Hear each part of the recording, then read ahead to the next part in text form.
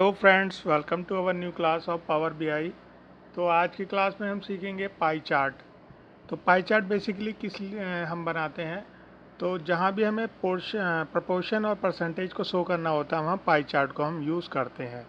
तो pie chart basically क्या है? Pie chart is the best for showing proportion and percentage when you want to highlights contribution of each category.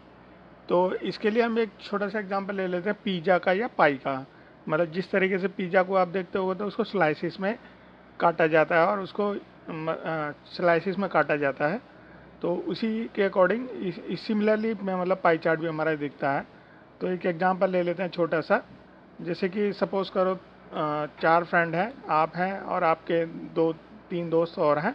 तो आपने suppose करो 40% आपने pizza खाया और आपके फ्रेंड्स ने 30%, सुरेश ने खाया, महेश ने 20% खाया और रवि ने कितना खाया? 10% खाया। ठीक है, इसी तरीके के सिमिलर सिनेरियो को हम मतलब उसमें हम शो करेंगे पाई चार्ट में। तो पाई चार्ट बेसिकली करता क्या है? Each slice show in a part of whole, मतलब हर स्लाइस क्या है? आपकी होल का कुछ पोर्शन दिखाती है। ठीक है, a pie chart looks like a pizza, मतलब पिज़्ज़ा और पाई की जैसे दिखता है। The circle divided into slice, the circle जो होता है उसका वो किस में डिवाइड होता है? स्लाइसिस में डिवाइड होता है। The size of slice depend on the value of its representation. तो इसी चीज़ को हम चलो एक बार पाई चार्ट में चल के समझते हैं। ठीक है, तो मैंने इसके लिए एक डाटा तैयार कर लिया है। एक कैटेगरी है आपकी इलेक्ट्रॉनिक्स, क्लोथिंग, ग्रॉसरी, एक कोई जनरल स्टोर है। तो उसमें आपकी ये इतनी सेल हुई है एक महीने के अंदर। तो इसी को हम पाई चार्ट की हेल्प से समझते हैं।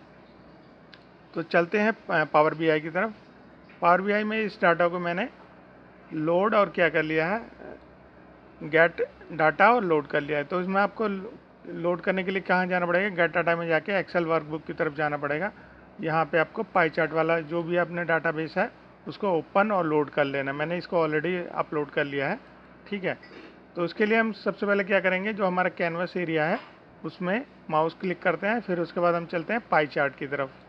पाई चार्ट आप देखोगे तो एक पाई चार्ट यहाँ पे बन के आ गया। इसको थोड़ा बड़ा कर लेते हैं। ठीक है, इसके बाद क्या करेंगे, जो हमें इसको कैटेगरी वाइज शो करना है तो हम क्या है, कैटेगरी पे क्लिक करेंगे।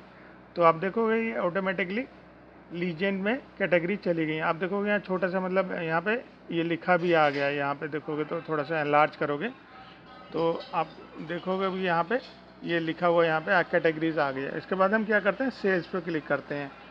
सेल्स पे क्लिक करोगे तो आपका एक पाई चार्ट बन के आ गया है। ठीक है, तो इसके बाद हम क्या करते हैं, इसकी थोड़ी सी फॉर्मेटिंग कर लेते हैं। फॉर्मेटिंग करने के लिए हमें इसमें जाना पड़ेगा फॉर्मेट और विजुअल्स। ठीक है, इसके लिए फिर हमें जाना पड़ेगा लीजेंड्स के अंदर। यहाँ देखो काफ़ी सारे ऑप्शन दे रखे हैं। जैसे यहाँ पे आप जाओगे टेक्स्ट के अंदर है, जैसे हमारा ये टेक्स्ट क्या है, कैटेगरी वाला कितना 10% दे रखा है। इसको हम 15% या 20% कर सकते हैं। 20 सपोज कर देखो 20% किया तो इतना बड़ा हो गया ये। और अगर इसको हम 15% 15 फॉन्ट साइज देते हैं, 15 या थोड़ा सा और बढ़ा लेते हैं, 18 कर लेते हैं जैसे।